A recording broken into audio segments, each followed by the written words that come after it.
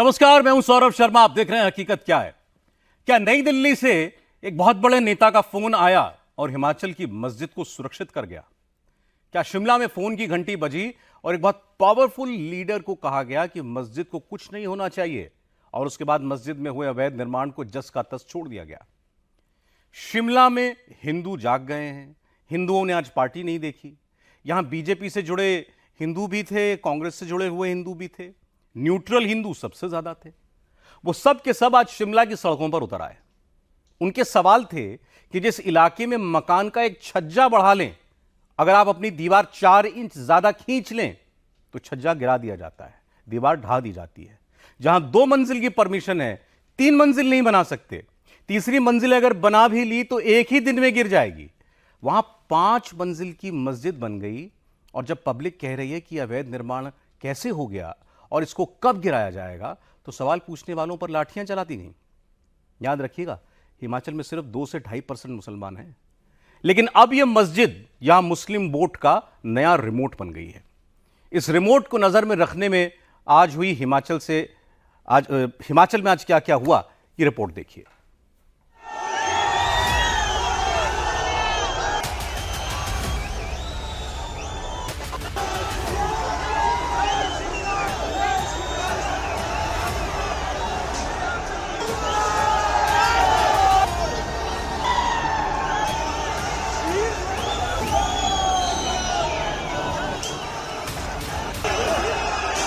कश्मीर गया, अब सारा गतिविधियां आपकी न्यूज कहां की आ रही है? जम्मू की, हिमाचल, उत्तराखंड।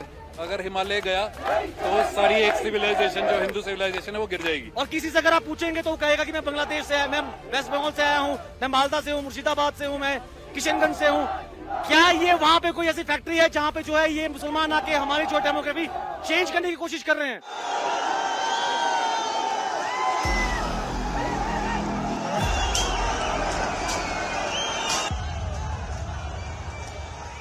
आम तौर पर शांत रहने वाला हिमाचल प्रदेश का शिमला पिछले कुछ दिनों से सुलगा हुआ था।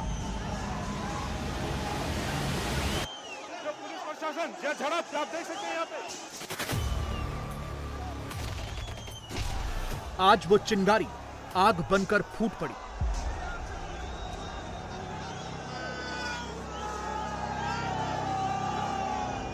लेकिन सवाल सिर्फ एक मस्जिद में हुए अवैध निर्माण का है या फिर पहाड़ों की डेमोग्राफी बदलने की साजिश है? क्या हिमाचल प्रदेश में बांग्लादेशी और रोहिंग्याओं को बसाया जा रहा है? क्या हिमाचल प्रदेश की डेमोग्राफी बदलने की कोई साजिश चल रही है? आज मस्जिद को हटाना है, बाकी हम कुछ नहीं कहना चाहते। मस्जिद हटनी चाहिए आज। स्थानीय लोगों के आरोप तो यही हैं।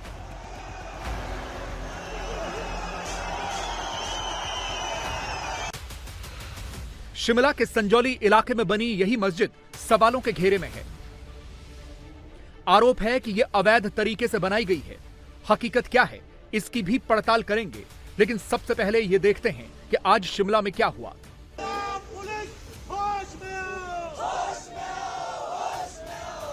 आज स्थानीय लोगों और कुछ हिंदू संगठनों की तरफ से इस मस्जिद के अवैध निर्माण के खिलाफ प्रदर्शन की कॉल दी गई थी।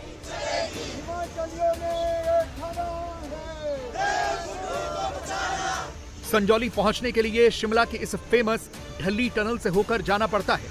इसीलिए पुलिस ने सुबह सुबह ही टनल बंद कर दी।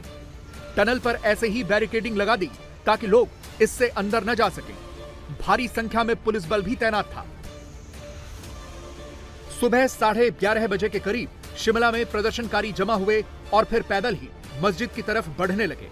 पुलिस उनका ढली टनल के बाहर इंतजार कर रही थी।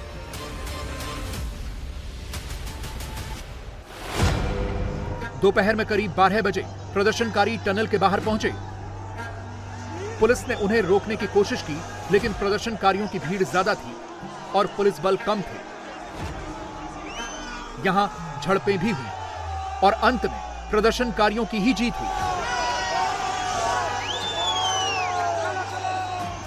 और टनल की बैरिकेडिंग को हटाते हुए प्रदर्शनकारी टनल में दाखिल हो गए। इन्हें आगे संजौली की मस्जिद तक पहुंचना था। वहां पहले से कुछ और लोग मौजूद थे, लेकिन तभी सैकड़ों प्रदर्शनकारियों का काफिला आ पहुंचा। पुलिस ने भी मस्जिद की तरफ जाने वाले रास्ते पर बैरिकेडिंग की हुई थी। सारे प्रदर्शनकारी शिमला के संजौली बाजार में जमा हो गए। पुलिस उन्हें आगे नहीं जाने दे रही थी, तो वहीं पर नारेबाजी शुरू हो गई।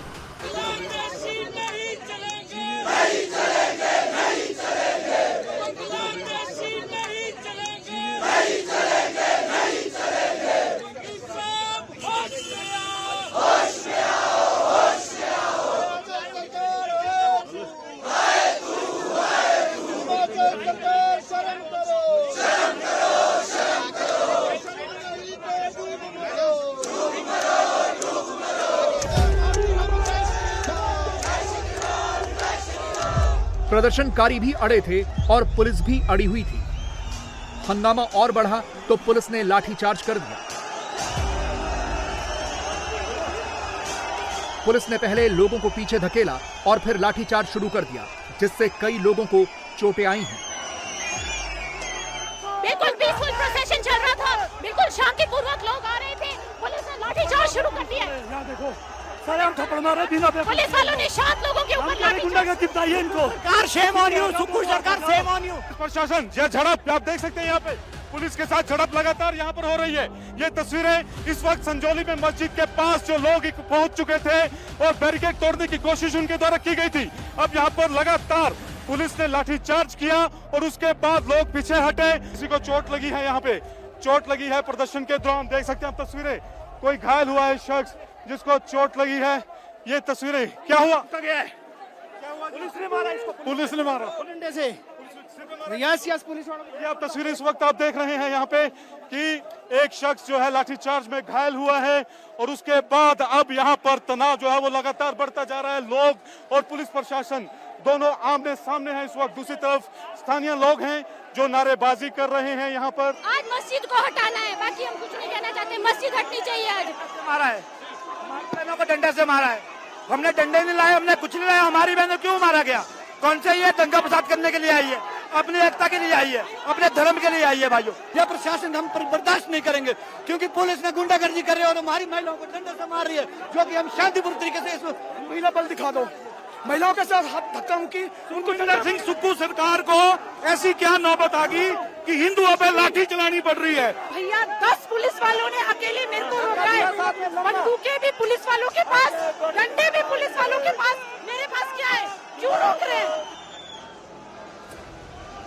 ज्यादा विरोध हुआ तो पुलिस ने लाठीचार्ज रोका और फिर वाटर कैनन से प्रदर्शनकारियों को हटाना शुरू कर दिया।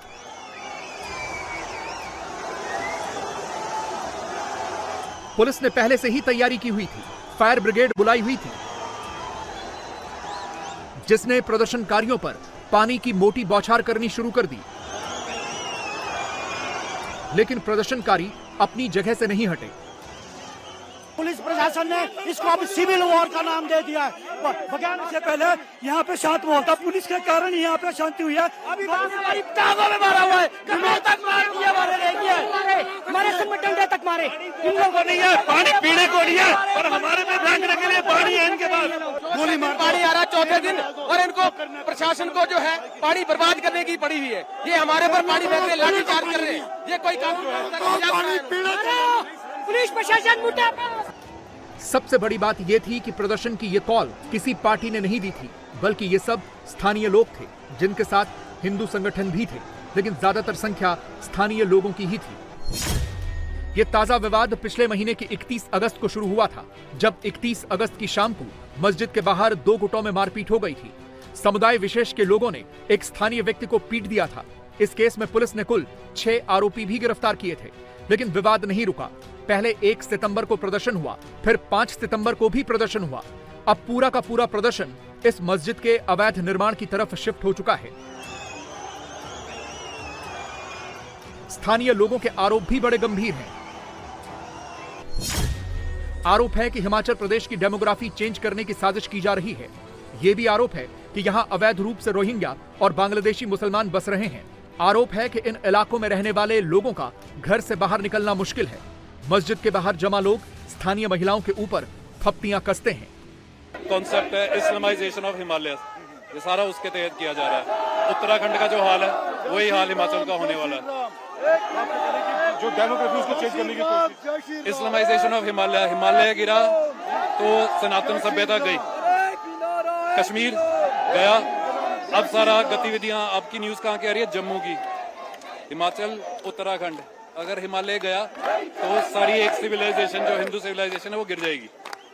ये बिल्कुल सुयोजित तरीके से काम किया जा रहा है और दुख की बात यह है कि चाहे बीजेपी हो चाहे कांग्रेस हो, वो इसमें कोई इंटरफेरेंस नहीं कर रही और इन सब चीजों को बढ़ने दे रही है। उत्तराखंड पिछले 15 साल से किसकी सरकार है? डबल इंजन की सरकार। 1.4% था वहां पे मुसलमान जब स्टेट बना था, आज 18 से ऊपर परसेंटेज है। हिमाचल हम बचपन से यहाँ पे रह रहे हैं, बचपन से देख रहे हैं, पीसफुल सिटी थी। ये सब कभी उम्मीद भी नहीं थी, पर ये पता था कि ये होगा क्योंकि ये हो रहा है। सुभाष ग्राउंड है मेरे घर के सामने, वहां हम क्रिकेट खेलते थे, आज उसको ईदगाह ग्राउंड बोलते हैं, घुस नहीं सकते हैं वहां पे। तो ये सारा सुयोजित तरीके से कांग्रेस बीजेपी दोनों मिलकर कर रही है। मैं शिमला का लोकल रेजिडेंट हूँ, यहीं का रहने वाला बाशिंदा हूँ और अभी जो है यहाँ की जो सरकार है, प्रशासन है, वो जो है इस केस को लटकाने की कोशिश कर रहे हैं, हम हिंदुओं को भटकाने की कोशिश कर रहे हैं। क्योंकि जो है हम अगर हल्का सा भी छज्जा आगे बढ़ा दें तो हमारी जो है बिजली पानी जो है कट जाता है 2 मिनट में। यहाँ पे जो है इतने सालों से जब पता था कि ये इलीगल जो निर्माण हो रहा है यहाँ पे, तो इसकी बिजली पानी अभी तक क्यों नहीं काटी?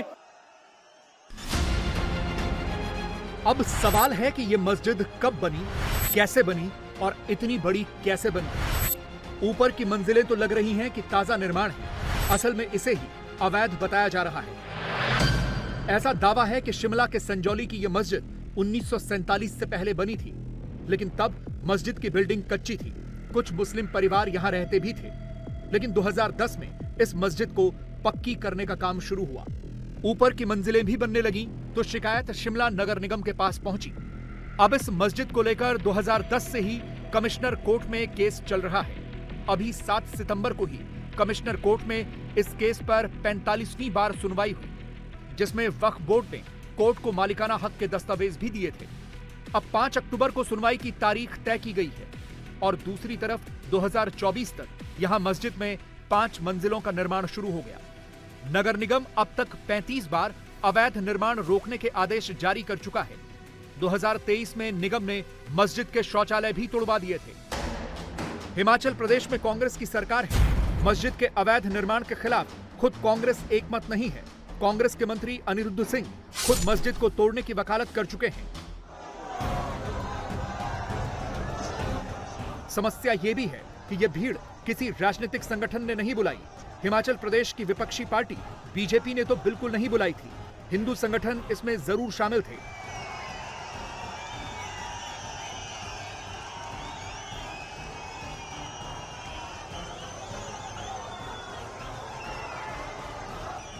अब बात जब हिंदुओं की आ रही है तो सुखविंदर सुक्खू के मंत्री भी खुद को हिंदू बता रहे हैं। I am proud to be a Sanatani, I am proud to be a Hindu. और मैं तो खुद जो है वो प्रभु श्री राम का आशीर्वाद लेने के लिए 22 जनवरी को अयोध्या में मैं गया था। We are very sensitive towards the cause of the people of Himachal Pradesh and we sympathise with them and stand with them rock solid। मगर इसमें जैसा मैंने आपको कहा कि कानून की प्रक्रिया है। जहाँ तक मस्जिद के अवैध निर्माण की बात है, आप जानते हैं कि ये मसला पिछले करीबन 10 साल से म्यूनिसिपल कोर्ट में, म्यूनिसिपल कमिश्नर के कोर्ट में लंबित है।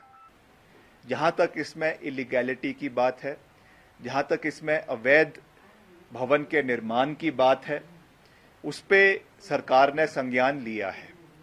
और मैंने विधानसभा के सभा पटल पे भी ये पूरी मजबूती से कहा है कि जैसे ही इसमें एमसी कमिश्नर का फैसला आता है, according to the rule of law and within the ambit of law, इसके ऊपर कार्रवाई करवाई जाएगी, इसमें कोई दो राय नहीं है।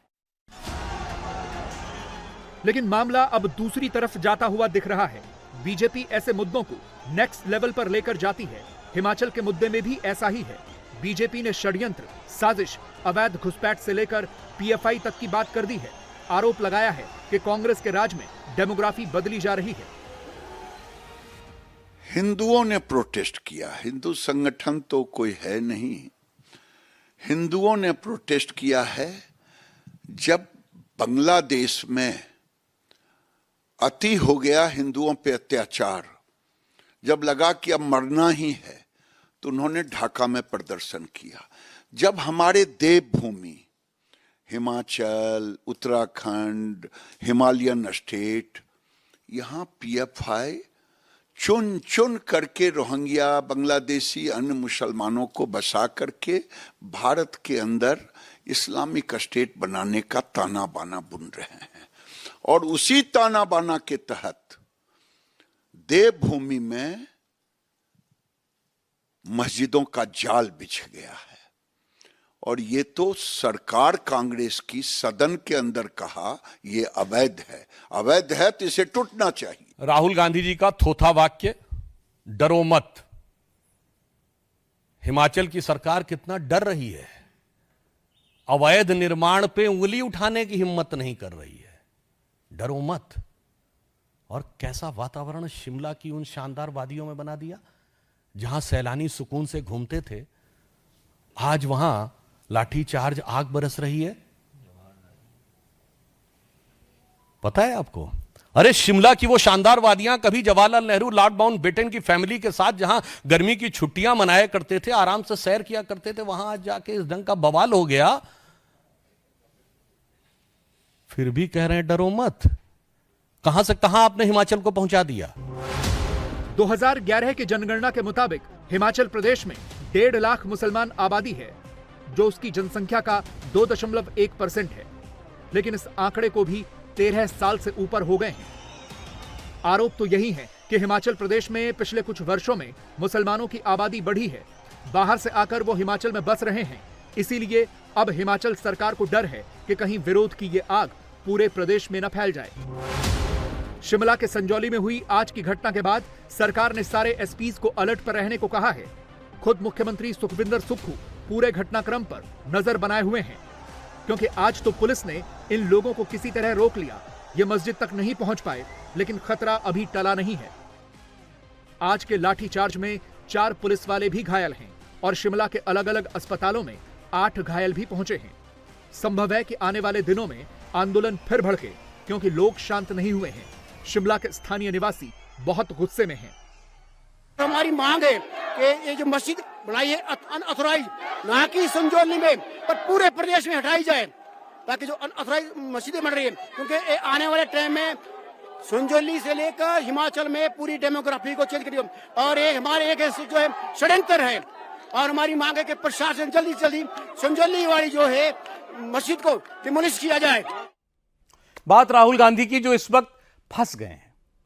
राहुल के फंसने की 3 वजह हैं। पहली, राहुल गांधी का आरक्षण वाला बयान। दूसरा, राहुल का एक ऐसे अमेरिकी नेता से मिलना जिसकी हिस्ट्री ही इंडिया विरोधी है, जो पीओके जाती हैं, कश्मीर पर अनाप शनाप बोलती हैं। और तीसरा, सिखों पर दिया राहुल गांधी का एक बयान, जिसका पर्चा खालिस्तानी आतंकवादी गुरपतवंत सिंह पन्नू ने फैलाना शुरू कर दिया। रातों रात पूरा नैरेटिव बदला है। अब योगी आदित्यनाथ लिख रहे हैं कि राहुल भारत विरोधी अलगाववादी समूह का नेता बनना चाह रहे हैं। योगी कह रहे हैं कि राहुल गांधी देश को गृह युद्ध की ओर धकेलना चाहते हैं। अमित शाह कह रहे हैं कि राहुल देश को तोड़ने वाली ताकतों के साथ जाकर खड़े हो गए हैं। वो कह रहे हैं कि राहुल गांधी की सोच विभाजनकारी हो गई है। और आज एक ऐसा दिन है जब कांग्रेस का इकोसिस्टम बिल्कुल सन्नाटे में रहा। कांग्रेस वाले इस नई मुसीबत से बचना चाहते हैं। 11 सितंबर की यह तारीख याद रखिएगा। आने वाले दिनों में हिंदुस्तान की पॉलिटिक्स इस एक दिन से बदल सकती है। राहुल गांधी की लाइन किन लोगों से मिल गई है? राहुल गांधी ने ऐसी कौन सी मिस्टेक कर दी है?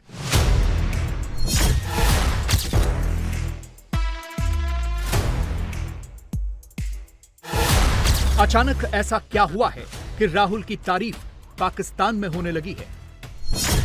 पाकिस्तान में डॉन न्यूज वाले राहुल की जीत वाला कैप्शन क्यों लिखने लगे हैं?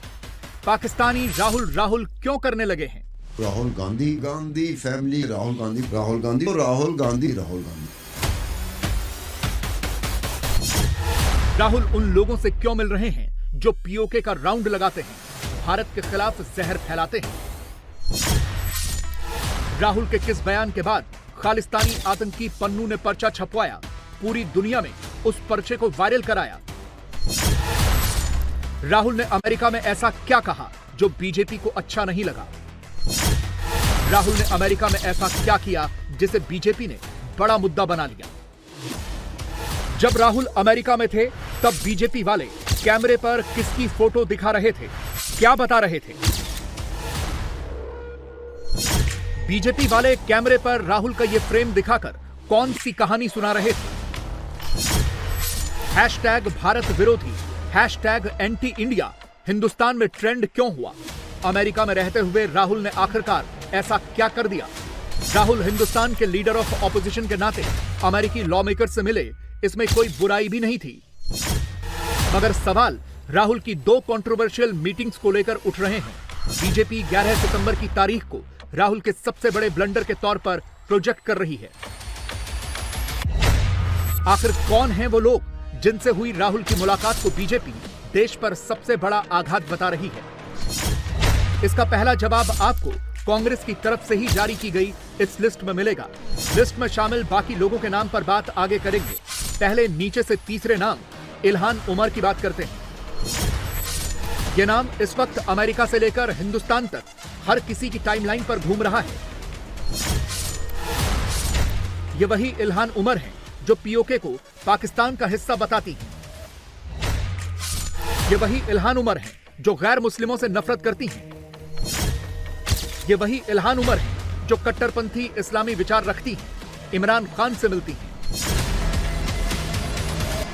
ये वही इल्हान उमर हैं जो दिन रात मोदी के खिलाफ जहर उगलती हैं, हिंदुस्तानी मुसलमानों को मोदी के खिलाफ भड़काती हैं। और ये वही इल्हान उमर हैं जो पाकिस्तान के कब्जे वाले कश्मीर का राउंड लगाती हैं। एलओसी पर पाकिस्तान के कब्जे वाले कश्मीर में खड़े होकर वीडियो शूट करवाती हैं, फोटो खिंचवाती हैं, हिंदुस्तान को चिढ़ाती हैं, अनाप शनाप फैलाती हैं। और राहुल गांधी अमेरिका में इन्हीं इल्हान उमर के साथ एक फ्रेम में नजर आते हैं, हंसते मुस्कुराते पाकिस्तान परस्त इल्हान के साथ फोटो खिंचवाते हैं। बंद कमरे में जब अमेरिकी लॉ मेकर्स के साथ राहुल की मीटिंग होती है तो वहां भी यही इल्हान उमर राहुल की बाईं तरफ वाले सोफे पर सैम पित्रोदा के दूसरी तरफ बैठकर कॉफी पीती नजर आती हैं। बड़े चाव से कॉफी की चुस्कियों के साथ राहुल की बातें सुनती नजर आती हैं। बात सिर्फ इल्हान उमर की नहीं है। बंद कमरे में राहुल जिन जिन लोगों से मिले हैं सबकी भारत विरोधी अपनी एक हिस्ट्री है। कांग्रेस ने अपनी टाइमलाइन पर जिन 10 अमेरिकी लॉ मेकर्स की लिस्ट जारी की है वो सारे अमेरिकी डेमोक्रेटिक पार्टी से जुड़े हुए हैं। मोदी के खिलाफ प्रोपेगेंडा वॉरफेयर करने वाला जॉर्ज सोरोस डेमोक्रेटिक पार्टी का सबसे बड़ा डोनर है। राहुल के साथ मीटिंग में बैठे 10 में से कम 8 अमेरिकी लॉ मेकर्स ऐसे हैं जो अमेरिकी स्टेट्स इलिनॉय से ताल्लुक रखते हैं। नोट करने वाली बात यह है कि राहुल के करीबी सैम पित्रोदा भी इसी इलिनॉय में रहते हैं। अब वो बचकानी हरकतें नहीं कर रहे हैं, अब वो खतरनाक और शैतानी हरकतें कर रहे हैं। अब वो हर उस ताकत के साथ हैं जो भारत को कमजोर देखना चाहती है, भारत को झुका हुआ देखना चाहती है। ये बहुत साफ है। आपको भाजपा से नफरत हो सकती है, प्रधानमंत्री श्री नरेंद्र मोदी से आपके मन में गिलानी, हिकारत, इंफीरियरिटी कॉम्प्लेक्स हो सकती है। नेता प्रतिपक्ष बने हैं जिन्होंने किसी घोषित भारत विरोधी सांसद के साथ मुलाकात करके अपने मधुर मनोभावों की अभिव्यक्ति की है। अमेरिकी सांसद इल्हान उमर जो भारत विरोधी वक्तव्यों और स्टैंड के लिए विख्यात / कुख्यात हैं, जिनके की विषय में एक सर्वविदित सत्य है कि पाकिस्तान गवर्नमेंट के द्वारा ले जाए गए उन चुनिंदा अमेरिकी सांसदों में से एक थी जिन्हें पाक अधिकृत कश्मीर में ले जाकर पाकिस्तान की गवर्नमेंट की तरफ से विजिट कराया गया था। अब इस तस्वीर की बात करते हैं। इसमें राहुल गांधी हैं, सैम पित्रोदा हैं और ब्राउन कलर की कोट पहना वो बांग्लादेशी पत्रकार है जो अमेरिका में रहकर भारत के खिलाफ एजेंडा परोसता है। ये शख्स राहुल के हर अमेरिकी विजिट में करीब करीब एक ही फ्रेम में दिखा है। ये व्हाइट हाउस और यूनाइटेड नेशंस में भारत के खिलाफ प्लांटेड सवाल पूछता है और राहुल के साथ एक ही फ्रेम में दिखता है। राहुल ने अमेरिका में जिस बांग्लादेशी पत्रकार से मुलाकात की उसका नाम मुशफिकुल फजल अंसारी है, जो पूर्व बांग्लादेशी पीएम खालिदा जिया का असिस्टेंट प्रेस सेक्रेटरी रह चुका है और बांग्लादेश की प्रमुख पार्टी बीएनपी का समर्थक है। इसी मीटिंग में राहुल की मुलाकात सरिता पांडे नाम की एक महिला से भी हुई।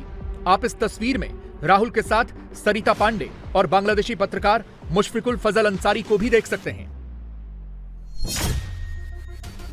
ये वही सरिता पांडे हैं जो पीओके को पाकिस्तान का हिस्सा बताने वाली इल्हान उमर की फैन है, उसके साथ सेल्फी लेती हैं।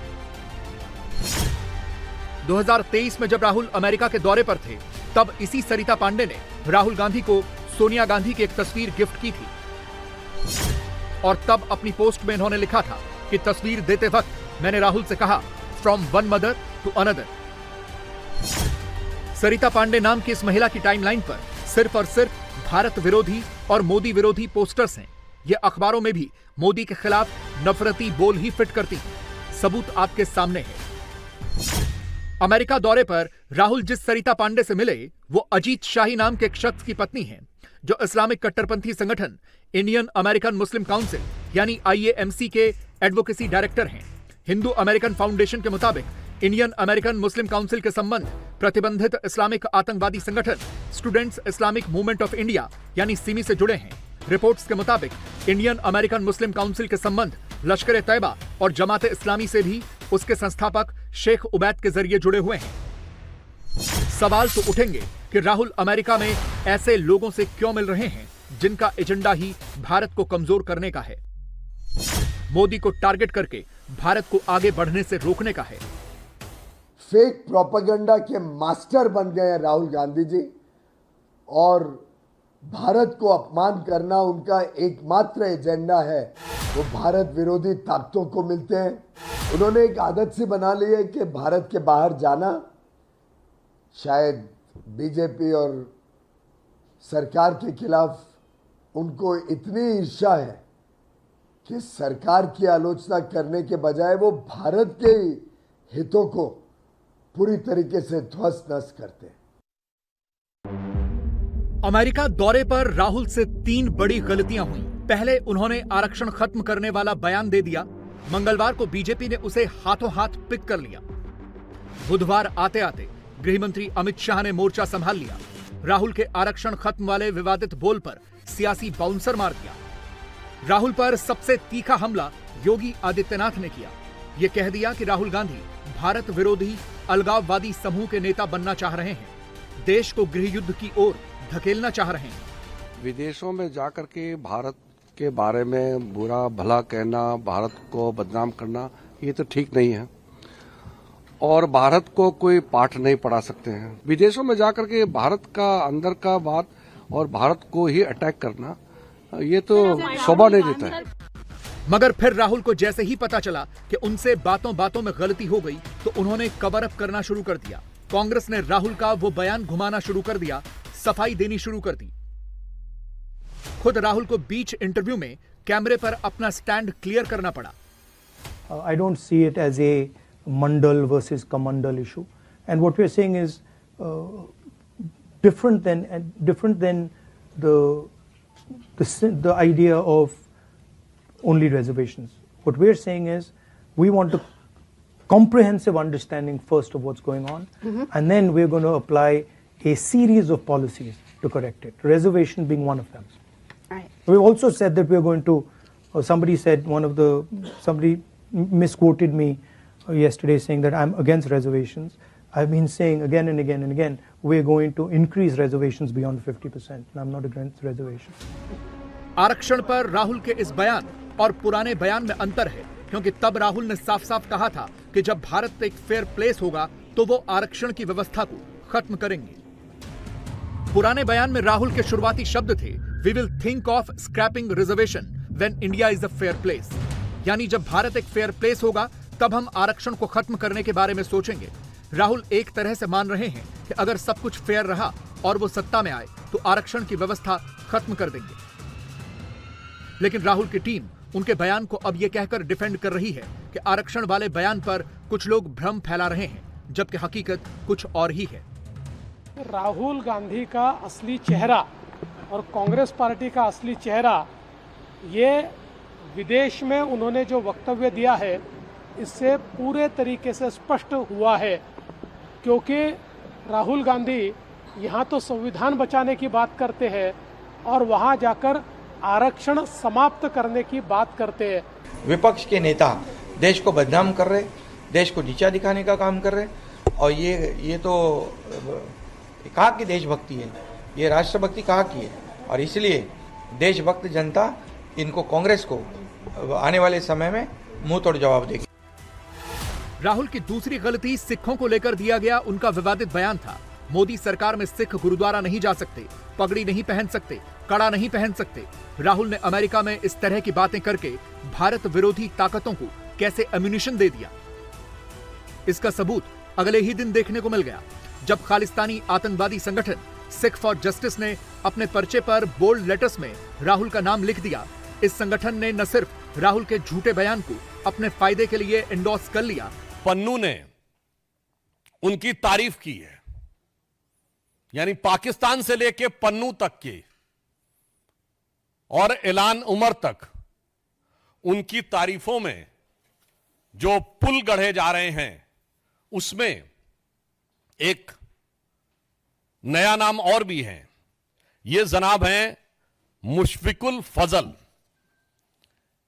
ये वो पत्रकार हैं, आप सबको ध्यान हो, जिन्होंने व्हाइट हाउस की प्रेस कॉन्फ्रेंस में और यूएन स्पोक्स पर्सन से अरविंद केजरीवाल के बारे में, अरेस्ट के बारे में सवाल पूछा था। ये है वो महोदय।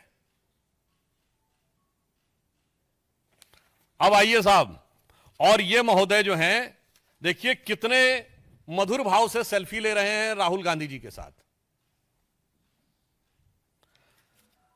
और राहुल गांधी जी और उनके चच्चा, जो बता चुके थे कि वेस्ट वाले अरब से आए हैं और नॉर्थ वाले यूरोप से आए हैं, ईस्ट वाले चाइना से आए हैं, दक्षिण भारत वाले अफ्रीका से आए हैं, ये चतुर्दिक प्रतिभा के धनी जो इनके सैम हैं, उनके साथ ये बैठे हुए हैं। अब ये ऐलान उमर के साथ मुस्कुराहट बिखेरती हुई और हर भारतवासी को दिल को चीरती हुई यह तस्वीर है। और उससे भी बड़ी बात यह है कि क्या विदेशों में बैठी ऐसी देश विरोधी ताकतों पर मुशफिकुल फजल अंसारी जैसे लोगों की एंटी इंडिया सोच को क्या राहुल गांधी और कांग्रेस पार्टी का मौन समर्थन है? हैरानी तो इस बात की यह है कि राहुल ने अमेरिका में साफ साफ शब्दों में सिख समुदाय को लेकर विवादित टिप्पणी की। भीड़ में से ढूंढकर नाम पूछा भी तो एक सिख से ही। राहुल ने फिर क्या कहा, एक बार फिर सुनिए। What is your name, brother? Yeah, with the turban. What is your name? Balinder Singh. The fight is about whether he, as a Sikh, is going to be allowed to wear his turban in India, or he, as a Sikh, is going to be allowed to wear a kada in India, or he, as a Sikh, is going to be able to go to a Gurdwara. That's what the fight is about. And not just for him, for all religions. Rahul ने सीधे सीधे सिखों का जिक्र किया, मगर कांग्रेस ने यह फैलाना शुरू कर दिया कि राहुल के वीडियो को काट छांट कर फैलाया गया, जानबूझकर उसे सिखों से जोड़ा गया। राहुल गांधी जी अमेरिका के दौरे पर हैं, वहां पर उन्होंने सबको समान अधिकार देने की एक बात कही। उन्होंने कहा कि हिंदुस्तान में सबको, हर धर्म, हर वर्ग, हर जाति के व्यक्ति को समान अधिकार होने चाहिए, और उसी क्रम में उन्होंने बहुत सारी बातें बोली। बीजेपी ने उसका एक वाक्य निकाला और उसको सिखों से जोड़ दिया। मगर फिलहाल तो ऐसा लग रहा है कि राहुल की गलती को कांग्रेस भी कवर अप नहीं कर पा रही, क्योंकि राहुल ने अमेरिका में सिखों को लेकर जो आपत्तिजनक टिप्पणी की, उसका साइड इफेक्ट दिल्ली तक दिखने लगा है। सिख समुदाय के लोगों ने राहुल गांधी के खिलाफ जबरदस्त विरोध प्रदर्शन किया। 10 जनपद के बाहर खूब हंगामा हुआ और यह पूरा विवाद आगे बढ़ता दिख रहा है। राहुल गांधी ने हमारे खिलाफ, हमारी पगड़ी के खिलाफ जो बात करी है वो बिल्कुल अनएक्सेप्टेबल है। मेरे को समझ नहीं आ रही राहुल गांधी को किसने ऑथराइज कर दिया कि वो हमारी पकड़ के खिलाफ और हमारे खिलाफ कुछ बात करे। मंद बुद्धि ने विदेश में जाकर सिखों की भावनाओं को फिर से आहत करा। कांग्रेस पार्टी को, इंडिया अलायंस को शर्म करनी चाहिए कि उन्होंने ऐसे नेता को अपना नेता चुना है सदन में। और जो सिख पूरे देश की रक्षा पगड़ी बांधकर बॉर्डर पर खड़े होकर करते हैं, ये उन सिखों को कह रहे हैं कि वो देश में सुरक्षित नहीं है, वो पगड़ी नहीं पहन सकते। जब भी राहुल गांधी का नाम सामने आता है मुझे लगता है औरंगजेब जिंदा हो गया। हम लोग इस देश के अंदर ये स्पीच ऐसी देते हैं, हम लोग इसी देश के वासी हैं, ये हमारा देश है, हम इस देश के लिए जीते हैं, इस देश के लिए मरते हैं। और ये कह रहे हैं सिखों को कि हम इस देश में अनसुरक्षित हैं, कि हम पगड़ी नहीं बांध सकते और कड़ा नहीं पहन सकते। ये कौन होता है? सवाल है कि राहुल ऐसे बयान क्यों दे रहे हैं, विदेशी धरती पर जाकर ऐसे लोगों से क्यों मिल रहे हैं जिनका सिंगल पॉइंट एजेंडा ही भारत को नुकसान पहुंचाने का है। वजह चाहे जो भी हो, लेकिन अब तो ऐसा ही लग रहा है कि राहुल ने जो लाइन पकड़ी है वो आने वाले दिनों में उन्हें और परेशान कर सकती है।